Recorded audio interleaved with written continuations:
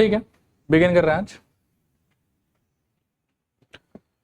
आज के क्लास को स्टार्ट करने से पहले एक तो 19 तक हो गया था आप लोग का, कंफर्म कर लेते हैं। 20 नंबर के लिए पहले एक दो सिंपल आइडिया है, पॉइंट है, पहले वो लिखवा देता हूँ। आप अगर कन्विंस्ड हो कि हाँ जो आप कह रहे हैं वो सही है, तो फिर उसका यूज करके इसको हम लोग सॉल्व करने का ट्राई करेंगे। पहला बात लिखो, फॉर फर्स्ट ट्रांजेक्शन पीरियड और for first year, for first transaction period और for first year, the value of compound interest, the value of compound interest and the value of simple interest are equal, ठीक है, मानते हो? 2 minute मेरी तरफ देखो एक बार, थोड़ा ऐसे बोल भी देता हूं। मैन्युअली अगर मैं प्रोसीड करूं तो कंपाउंड इंटरेस्ट हो चाहे सिंपल इंटरेस्ट हो, फॉर्मूला दोनों में कौन सा यूज होता है? I is equals to PRT/100। जब आप पहले साल के लिए बात करोगे तो दोनों का प्रिंसिपल सेम, दोनों का रेट ऑफ इंटरेस्ट सेम, और टाइम भी दोनों में आप कितना बिठाओगे? 1। तो सॉल्व करने के बाद में दोनों से आने वाला जो आंसर है, चाहे सिंपल इंटरेस्ट का हो चाहे कंपाउंड इंटरेस्ट का हो, it is going to be same. Second year में जाके क्या होता है कि सिंपल इंटरेस्ट की कैटेगरी में प्रिंसिपल सेम मेंटेन हो जाता है, कंपाउंड इंटरेस्ट की कैटेगरी में जो वो प्रिंसिपल चेंज हो जाता है। इस वजह से सेकेंड ईयर में आने वाला जो इंटरेस्ट है वो दोनों केस में अलग अलग आता है, लेकिन फर्स्ट ईयर में कंपाउंड इंटरेस्ट का आंसर और सिंपल इंटरेस्ट का answer it remains same. Clear मेरे ख्याल? फिर उसके बाद में एक और आइडिया है, इसको देखो, समझना थोड़ा सा। सपोज करो कि अमाउंट आफ्टर 1 ईयर का बात अगर मैं करूं, ठीक है ना, तो वो क्या होता है बताऊं? फॉर्मूला के हिसाब से P into 1 plus R/, ऐसा कुछ, कंसीडरिंग कि एनुअली सब कुछ चल रहा है।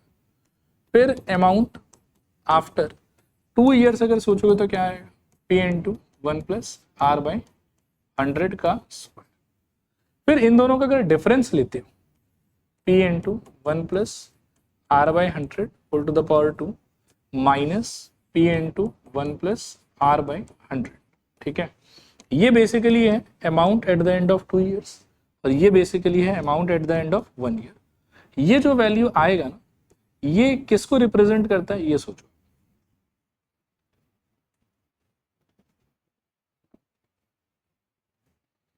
मैं कुछ बोलता हूं, देखो मानते हो कि नहीं मानते। इंटरेस्ट अर्न्ड इन या during, I will say second year. देखो आया समझ के नहीं आया समझ, ठीक है। कैसे, मैं वो चीज थोड़ा सा आपको फील भी करा देता हूँ। P इक्वल्स टू, सपोज करो कि आप 10,000 लो, R equals to, calculation simple रखने के लिए आप 10%, ठीक है। तो फॉर फर्स्ट ईयर क्या होगा बताओ, बोलो। I is equals to PRT/100। आप लोग सपोर्ट करते जाओ फटाफट।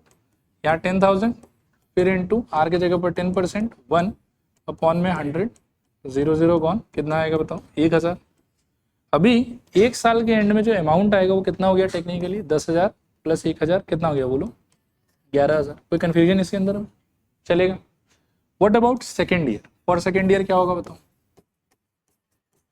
For second year principal will become 11,000, correct. फिर rate of interest will still remain 10%। तो इंटरेस्ट अर्नड या गेन्ड अगर आप सोचोगे तो वो क्या हो जाएगा? 11,000 इंटू 10 इंटू 1 बाई कितना? 100, 2 0 गॉन, क्या बचेगा बोलो? 1100, ठीक है। और amount at the end of second year की अगर मैं बात करूं तो वो कितना आएगा बताओ? 11,000 plus 1100 and that is equivalent to कितना? 12,100। समझ में आया? अब आप मैजिक देखो, अमाउंट ऑफ मतलब amount at the end of second year minus amount at the end of first year अगर करोगे तो आई थिंक ये वाला होगा ना, 12,100 माइनस 11,000, वो कितना आ रहा है बताओ? 1,100। ये कौन है? ये है interest earn during second year,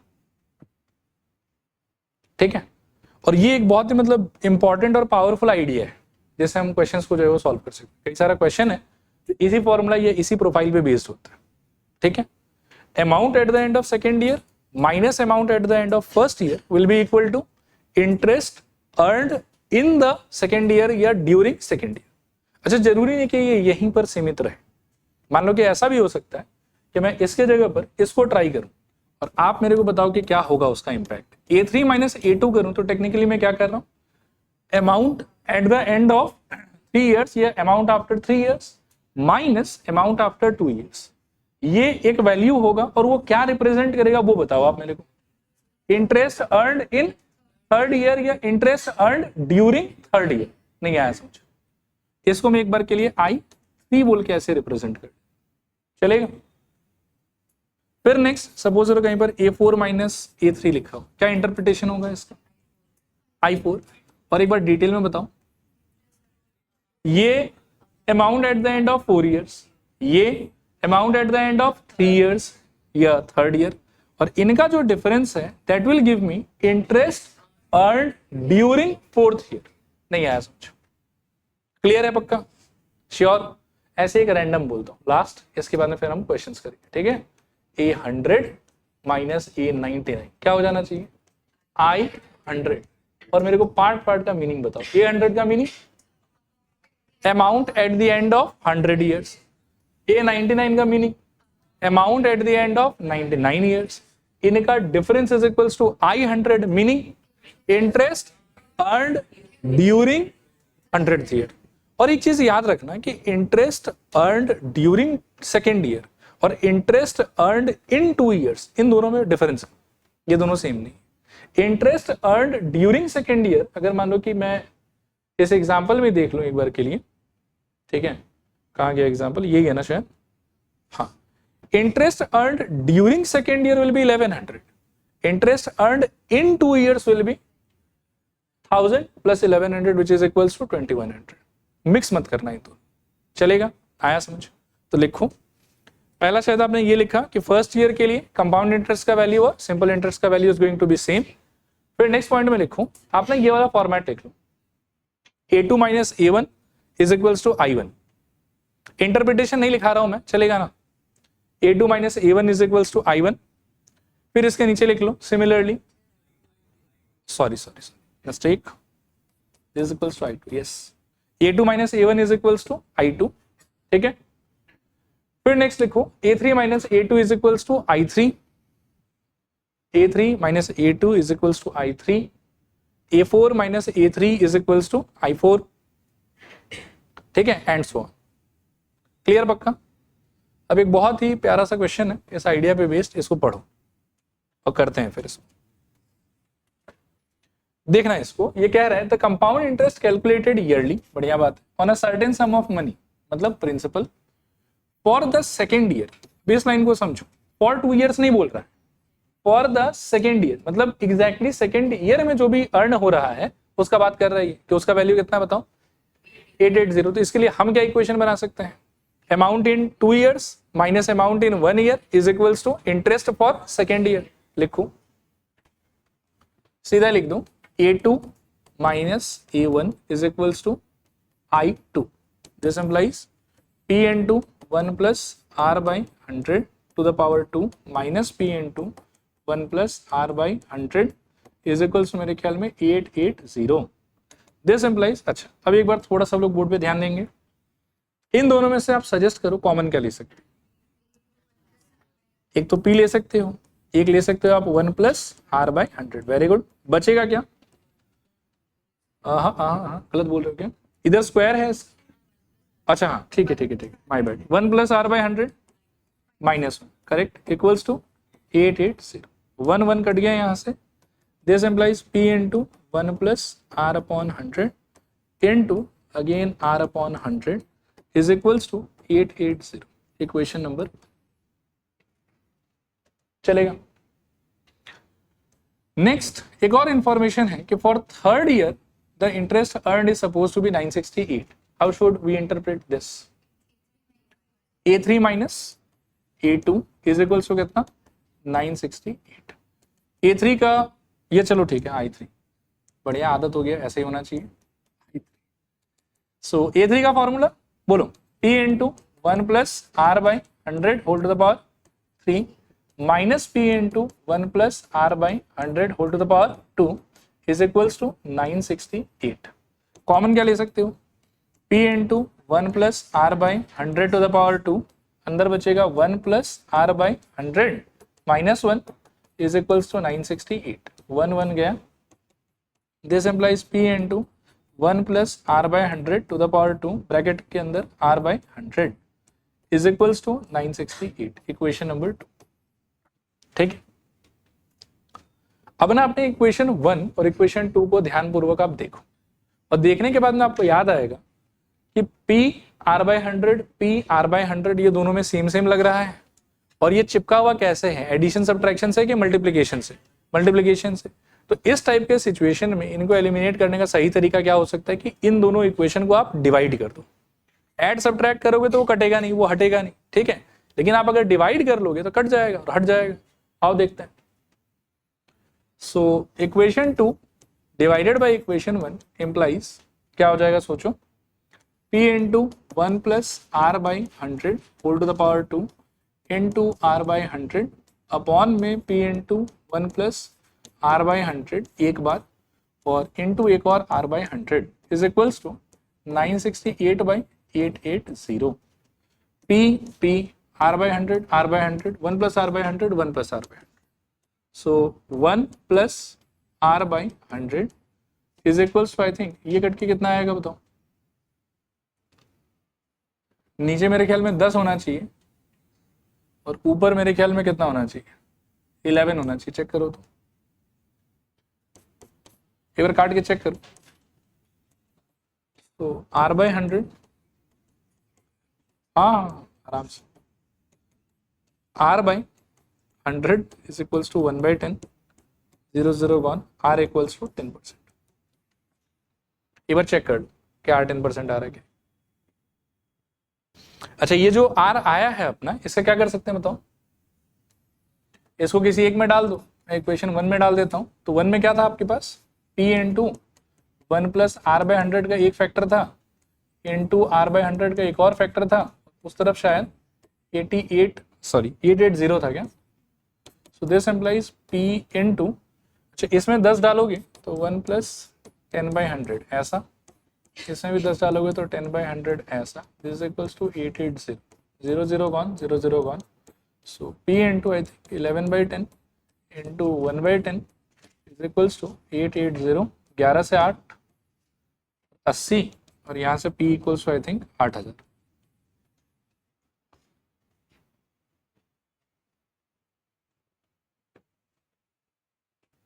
चलो आगे चल रहे हैं। इसको देखो, ये क्वेश्चन भी ऐसे शुरू में पढ़ के समझ में नहीं आता है, लेकिन एक्चुअली में इसका फॉर्मेट और उसका फॉर्मेट सेम ही पैटर्न में हम सॉल्व कर सकते हैं। बस आप एक बार गो थ्रू कर लो फिर बात करते हैं।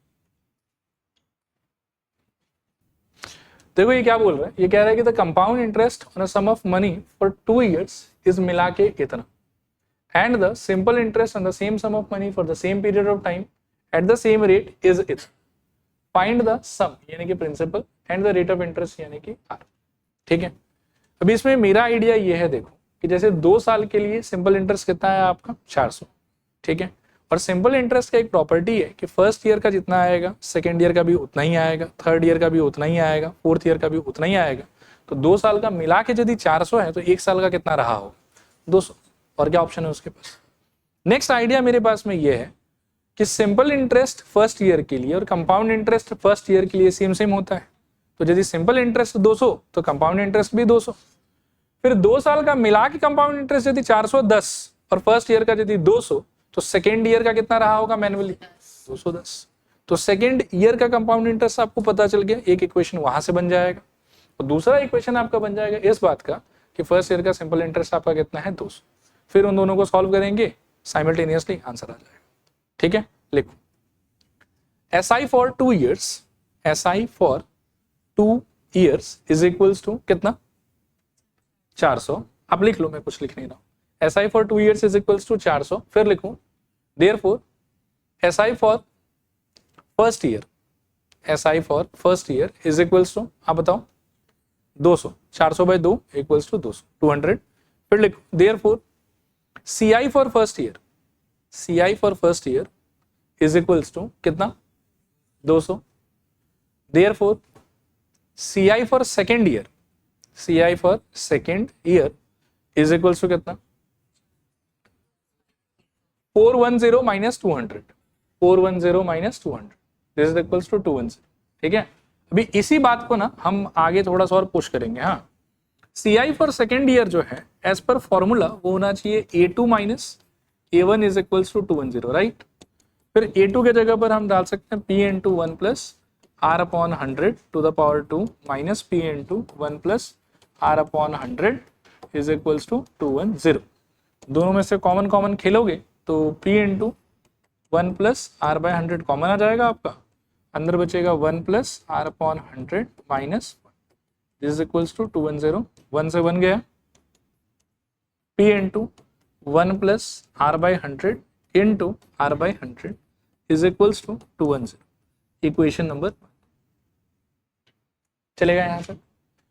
इसके बाद में simple interest for first year वाला जो आइडिया है थोड़ा उसको भी पुश करते हैं। SI for first year value कितना है इसका 200, फॉर्मूला वाइज क्या होना चाहिए PRT by 100 is equals to कितना 200।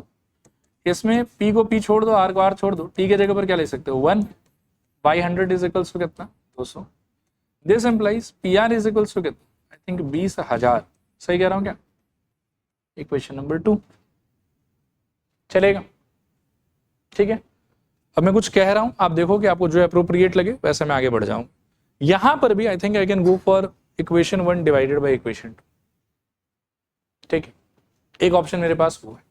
दूसरा ऑप्शन मेरे पास क्या है कि इसको यदि थोड़ा सिंप्लीफाई करके सोचो ना तो R को कूदा के आप यहां ले, ये आपको दिखेगा PR into 1 plus R by 100 into 1 by 100 is equals to 210।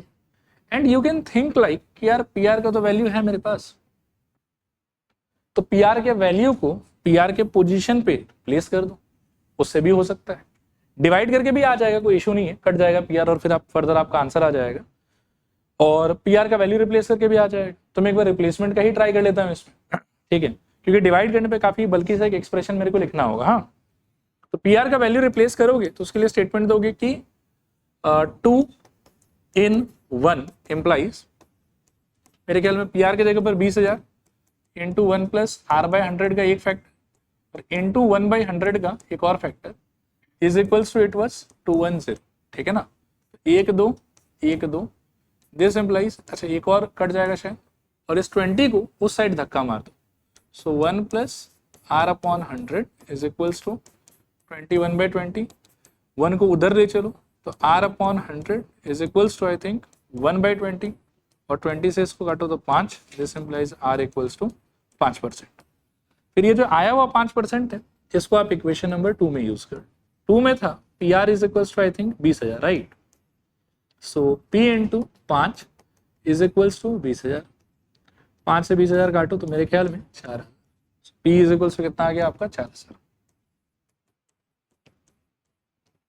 ये आंसर है। चलेगा, ठीक है, करो कॉपी करो जिनका बचा है। नेक्स्ट आप लोग हेडिंग लिखो, ये हो गया। नेक्स्ट हेडिंग लिखो equal installment, equal installment, equal instalment. ठीक है, इक्वल इंस्टॉलमेंट। 2 मिनट मेरे तरफ देखो एक बार, क्या सीन है वो मैं समझा देता हूं आपको।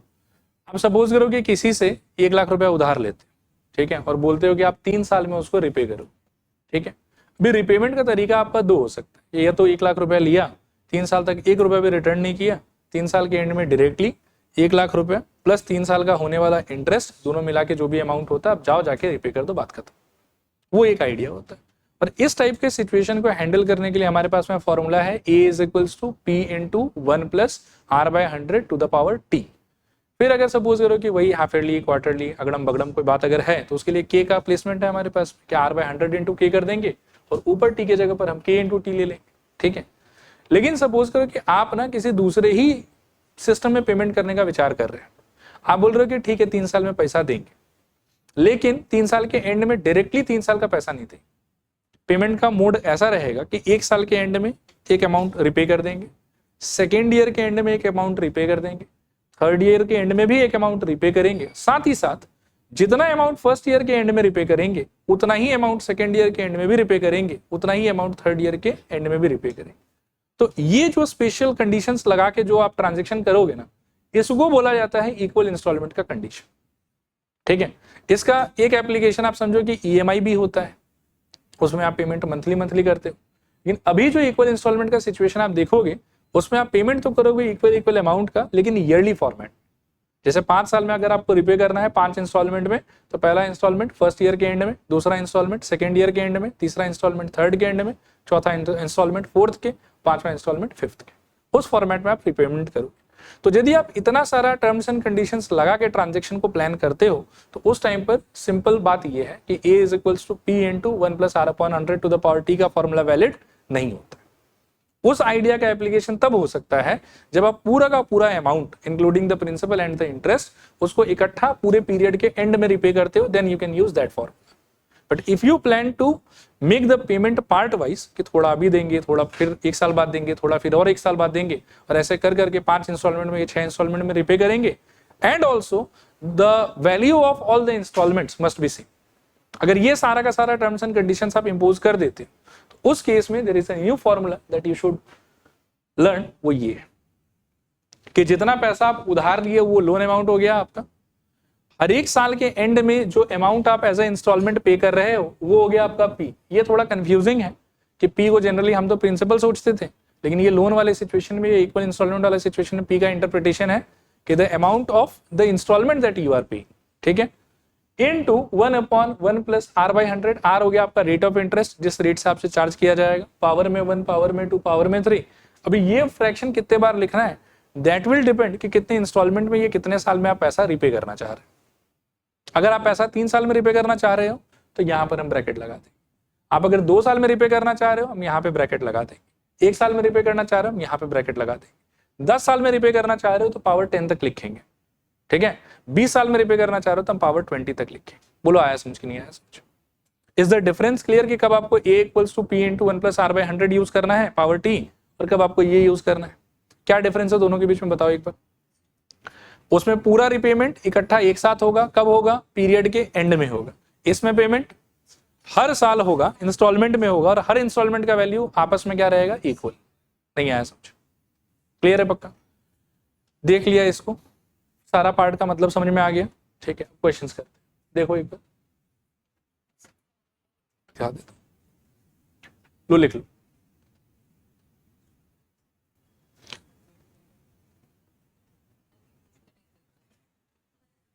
अच्छा सुनो, कर रहे हैं एक बार। तो इसमें इतना पैसा बोरो किया गया, मतलब ये लोन है आपका, फिर उसके बाद में 6% से काम चल रहा है, और 4 इक्वल इंस्टॉलमेंट में सब कुछ रिपे करो। तो क्या फॉर्मेट बनाओगे फॉर्मूला का बताओ?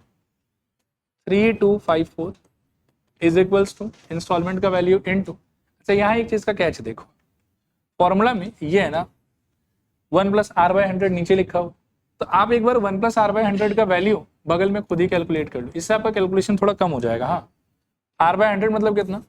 6/100। सॉल्व करोगे एक्चुअली तो क्या हो जाएगा? 106/100, और काटोगे तो क्या हो जाएगा? 1.06 होगा। फ्रैक्शन में अगर रखना चाहूँ तो 53/50, राइट। एक बार अगर डेसिमल में ना चाहूँ तो, क्लियर। अभी यहाँ पर क्या लिखना है? 1 डिवाइडेड बाय दैट फ्रैक्शन, तो क्या हो जाएगा ऑफिशियली? इफेक्टिवली तो वो यही होगा शायद, सही है। सेकेंड वाले में 1 डिवाइडेड बाय, ये चलो मैं एक काम करता हूँ, कैलकुलेशन तो देख लिया ना आपने, एक बार मैं लिख के भी दिखा देता हूँ।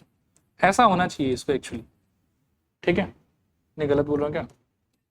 53/50 पूरा ही लिख देता हूँ। अगले क्वेश्चन से शॉर्टकट मारो।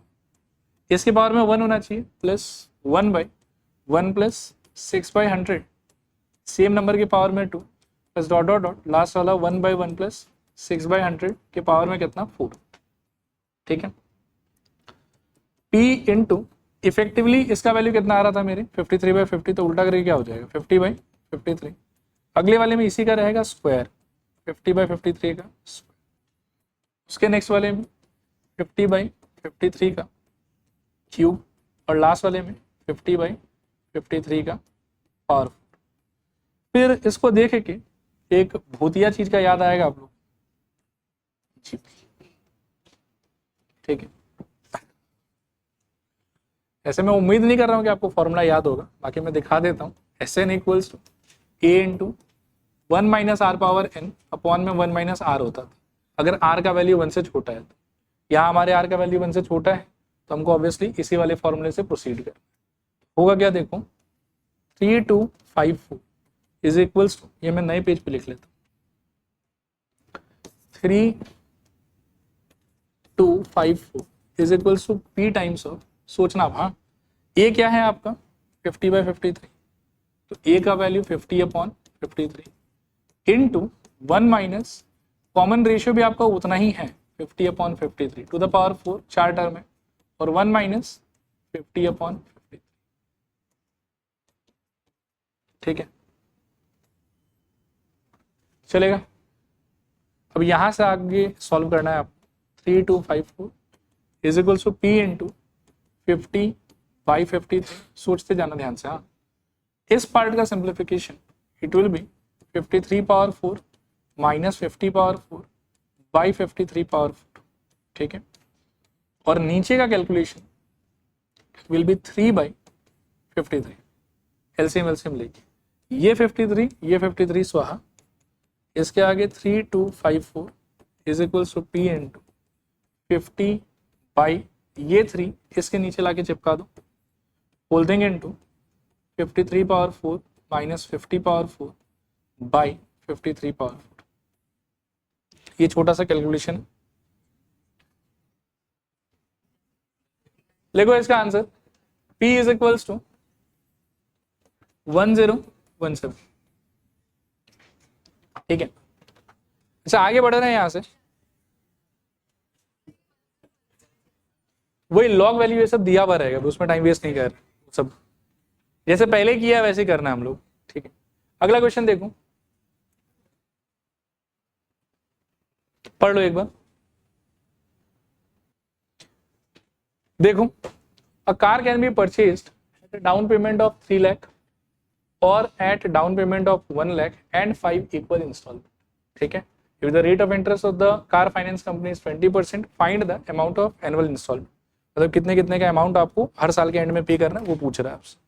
तो इसमें बेसिकली बात ये है, देखो कि आपको गाड़ी में घूमना है, गाड़ी खरीदना है खुद के लिए, तो आपके पास 3 लाख रुपया होना चाहिए।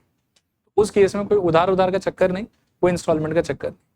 लेकिन यदि आपके पास में 3 लाख रुपया नहीं है, फिर भी गाड़ी में घूमने का मन है, तो कहीं से 1 लाख रुपया का व्यवस्था कीजिए, गाड़ी एक बार मिल जाएगा, ठीक है।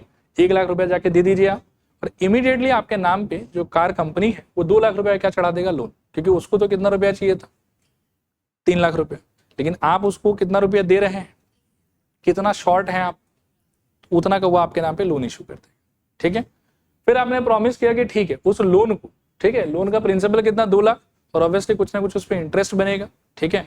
उस पूरे लोन को, प्रिंसिपल प्लस इंटरेस्ट वाले पार्ट को, you promise to pay out in 5 equal installment yearly format में, जिसमें रेट ऑफ इंटरेस्ट कितना यूज करना है आपको 20%। आया बात समझ। अब उसमें आपको हर साल ये जो 5 इंस्टॉलमेंट आपको देना है 5 साल में, वो आपको पूछ रहा है कि हर साल का इंस्टॉलमेंट कितने कितने का बैठेगा, ठीक है। तो सबसे पहले ये बताओ कि लोन कितने का ले रहे हैं, 2 लाख, तो लेफ्ट हैंड साइड में 2 लाख, फिर P इंटू वही वाला फॉर्मूला लगाएंगे जिसमें R के जगह पर क्या चिपकाएंगे 20, और काम हमारा हो जाएगा। लिखो here loan is equals to 2 lakh, loan is equals to 2 lakh, तो 2 लाख, ठीक है, is equals to P into, अब यहां पर मैं शॉर्टकट मारूंगा, थोड़ा ध्यान से देखिएगा। ये P क्या है बताइए, इक्वल इंस्टॉलमेंट है आपका, 2 मिनट रुकना है, कितना इंस्टॉलमेंट पे करना है आपको 5, रेट ऑफ इंटरेस्ट कितना है आपका 20। एक बार ना मेरे को 1 + R/100 का वैल्यू बताओ, तो 1 + 20/100 काट के सिंप्लीफाई कर लोगे तो 1 और 5, और अल्टीमेटली आई थिंक 6/5, सही कह रहा हूँ ना। अच्छा, अब इस चीज को देखो यहाँ शॉर्टकट कैसे मार सकता हूं मैं। फर्स्ट वाला का मेरे को पता है कि उसका रेसिप्रोकल हो 5/6, नेक्स्ट वाला स्क्वायर, और ऐसे डॉट डॉट डॉट कहां तक 5/6 टू द पावर 5 तक, क्योंकि 5 इंस्टॉलमेंट देना है आपको। This implies 2 lakh is equals to P into same formula, तो 5/6 into 1 minus 5/6 to the power 5 upon में 1 माइनस 5/6। सोचो एक बार आया समझ के नहीं, ठीक है। अगले पेज पे 2 lakh is equals to P into मेरे ख्याल में 5/6 इंटू, इस पार्ट को सॉर्ट आउट करूंगा ना तो ये हो जाएगा मेरे ख्याल में 6 power 5 minus 5 power 5 by 6 power 5 और डिवाइडेड बाय रहेगा शायद से 1/6, तो 6 गॉन, ये 5 और ये 2 लाख भी गया शायद, 40,000 हो जाएगा क्या? ठीक है, so this implies 40,000 into 6 to the power 5 by में 6 to the power 5 minus 5 to the power 5 is equals to P. कर दो कैलकुलेट कितना है।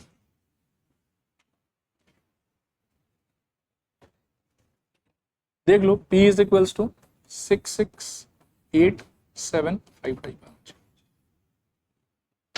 10-15 रुपए अगर आगे पीछे भी है तो कोई फर्क नहीं पड़ता, उतना एक्सेप्टेबल है। ठीक है, चलो ये वाला खत्म, आगे बढ़ रहे हैं अगले क्वेश्चन की तरफ।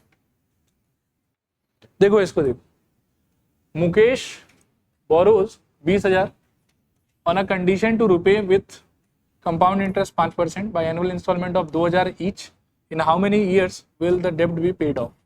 इस बार आपको ईयर्स पूछा है, ठीक है। ओवरऑल लोन आपका 20,000 का है, जो इंस्टॉलमेंट आप भरोगे वो 2,000 का होगा, और कितने सालों में आपका लोन चुकता हो जाएगा इस रेट ऑफ इंटरेस्ट पे, ये आपसे पूछा, ठीक है। तो लिखो 20,000 जो आपका लोन है इज इक्वल्स टू 2,000 जो आपका इंस्टॉलमेंट का वैल्यू है इनटू 1/, अच्छा यहाँ पर फिर से एक बार शॉर्टकट मार लेते हैं, ये 5 है ना, ठीक है, तो क्या हो जाएगा बताओ, 1 प्लस 5/100, काटोगे तो आई थिंक 1 और 20, सिंप्लीफाई करोगे तो 21/20, ठीक है। तो उल्टा करके यहाँ क्या हो जाना चाहिए 20/20, फिर नेक्स्ट वाला 20/21 का स्क्वायर, नेक्स्ट वाला 20/21 का क्यूब।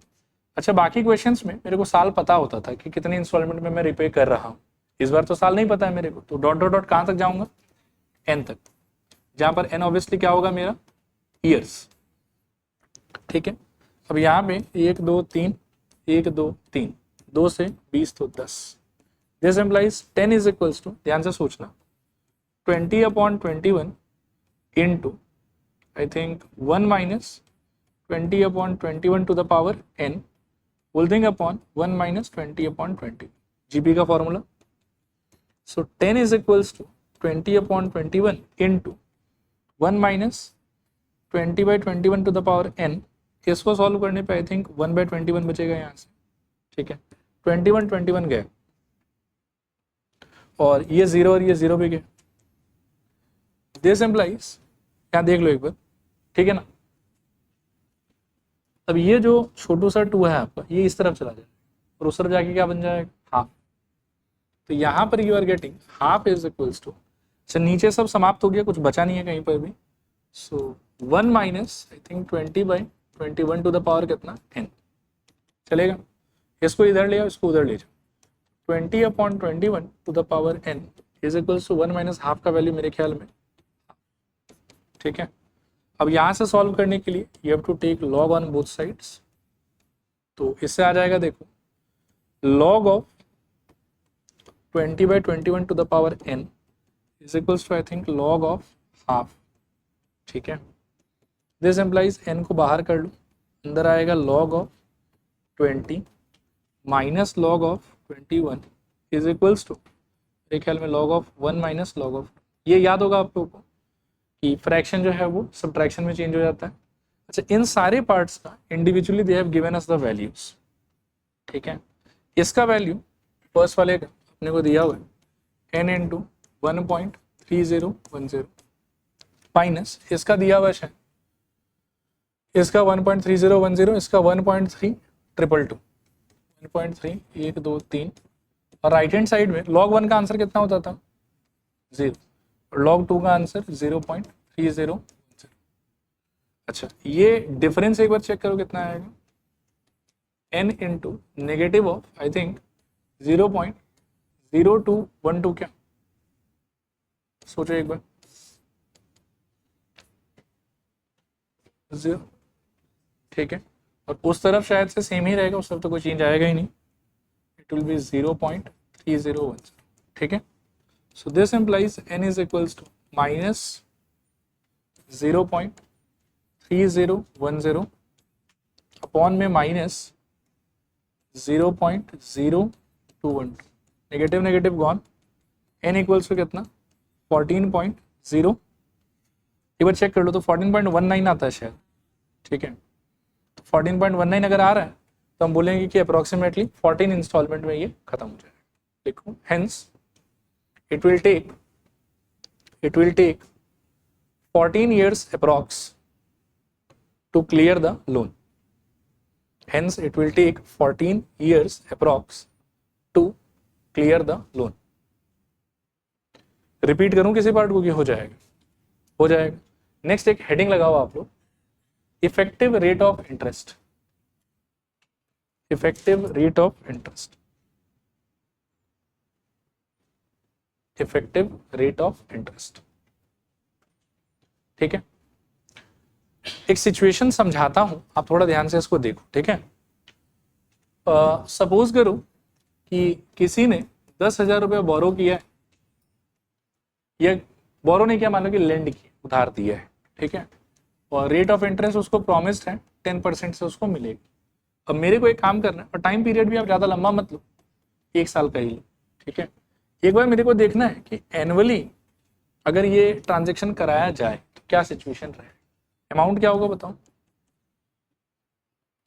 पी एन टू, ये ठीक है, पीआरटी बाई कर सकते हो, ये ऐसे ही कर लो, मतलब पीआरटी तो वैसे इंटरेस्ट देगा आपको, मैं अमाउंट में इंटरेस्टेड हूँ फिलहाल के लिए, क्या हो जाएगा बताओ, 1 + R/100, और टू द पावर एक ही साल है तो 1 रहेगा, पी के जगह पर आई थिंक 10,000, और 1 + R के जगह पर 10/100, 0 कट गया, सो 10,000 इंटू 11/10, एक 0 काट लो तो आई थिंक 11,000 चलेगा।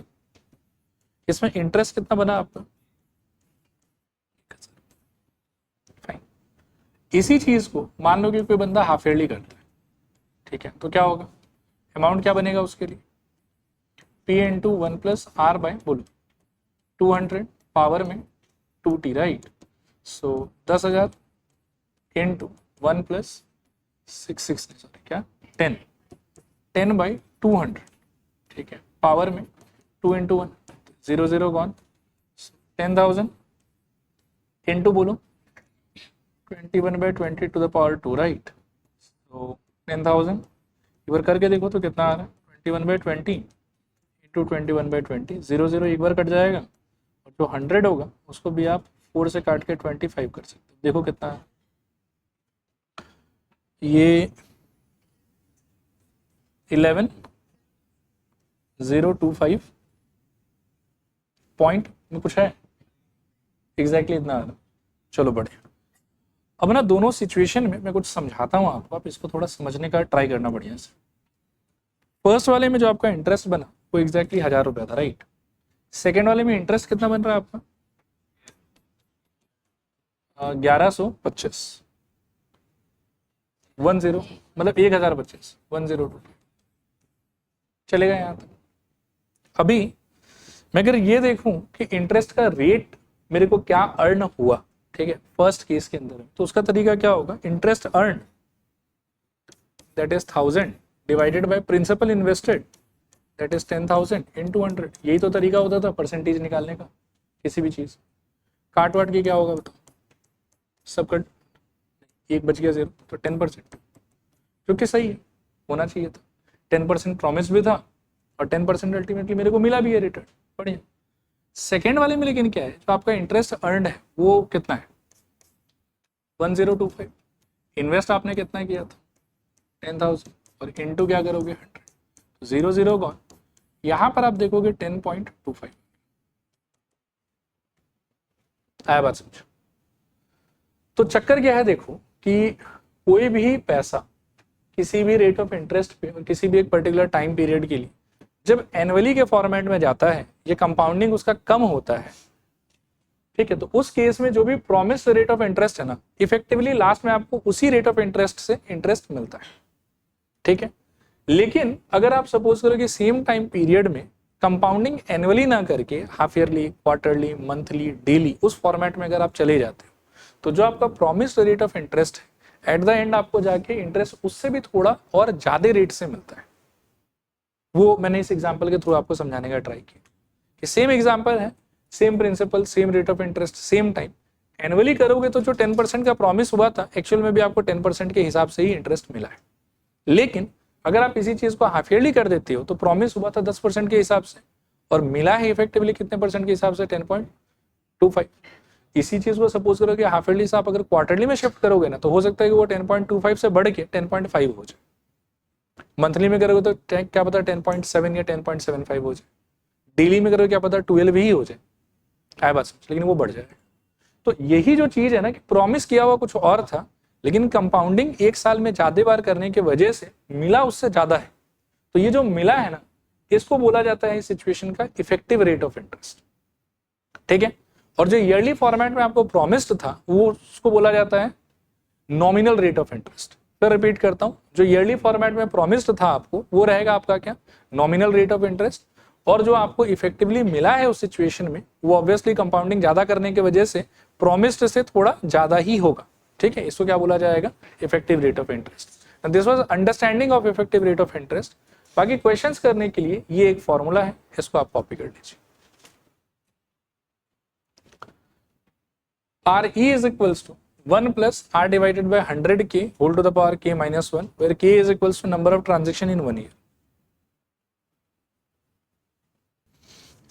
यहां पर एक बात याद रख, R का जो वैल्यू है वो क्वेश्चन में हमको जो परसेंटेज के फॉर्मेट में दिया हुआ रहेगा वही हम प्लेस करेंगे इसमें, लेकिन इसको सॉल्व करके RE का जो वैल्यू है वो डेसिमल फॉर्मेट में आएगा।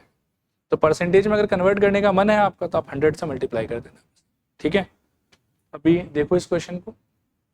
If the nominal rate is 5% compounded monthly, find the corresponding effective rate of interest.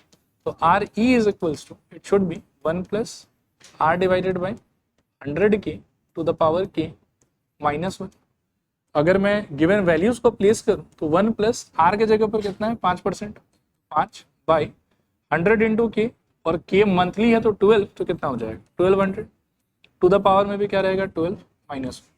अभी यहाँ देखो मैं ज्यादा माथा पीछे नहीं कर, सपोर्ट के लिए एक वैल्यू दिया राइट, इसमें 12 बढ़िया से मैच कर रहा है, तो ऑब्वियसली इसको सॉल्व करने पे यही डेसिमल पार्ट आना पड़ेगा, और क्या ऑप्शन, नहीं तो फिर तो वो वैल्यू यूज ही नहीं कर पाएंगे। So this is equals to, दिमाग लगाऊंगा ही नहीं, 1.004167 whole to the power 12 minus 1। This is equals to 1.05116 minus 1, this is equals to 0.05116। ये आ गया आपका effective rate of interest in decimal format. ठीक है, और अगर आपको परसेंटेज फॉर्मेट में चाहिए तो क्या होगा, R effective is equals to 100 से मल्टीप्लाई करोगे 5.116%। ये आपका आंसर। एक बार और बोल देता हूं कि इसको सॉल्व करके आर का जो आंसर आता है वो किस में आता है, डेसिमल में आता है। इसको सॉल्व करते समय आर जो हम यूज करते हैं वो हम डेसिमल में यूज नहीं करते, वो जो हमको दिया हुआ है परसेंटेज में वही यूज करते हैं। ठीक है, लास्ट क्वेश्चन इस पोर्शन का पढ़ो। Find the nominal rate compounded quarterly बोल दिया है which is equivalent to 5% effective rate of interest. ठीक है, लिखो formula, R E is equals to 1 plus R divided by 100K whole to the power K minus 1।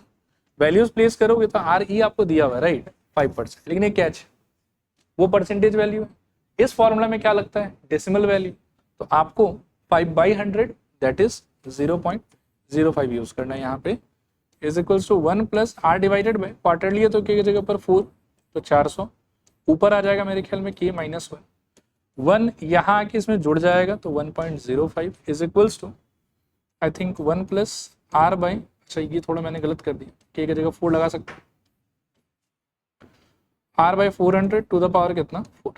अब ये 4 को shift करने के लिए इस तरफ आके क्या हो जाएगा 1/4 is equals to 1 plus R divided by फिर से 400। ठीक है, इसका वैल्यू दिया हुआ है, ये नहीं आया समझ। ठीक है, अच्छा इसका वैल्यू दिया हुआ आपको, this implies 1.01227 is equals to 1 plus R divided by कितना 400। This implies 0.01227 is equals to R divided by 400। पहले 100 शिफ्ट कर लो, उससे डेसिमल शिफ्ट हो जाएगा आपका 1.227 is equals to R by 4। अब 4 से मल्टीप्लाई कर लो, 4 7 I think 28, 8 carry 2, 10 carry 1, 8 plus 1 9 और 4.908 आर का value. So R equals to 4.908%। ठीक है, ये आपका आंसर। चलो आज के लिए इतनी।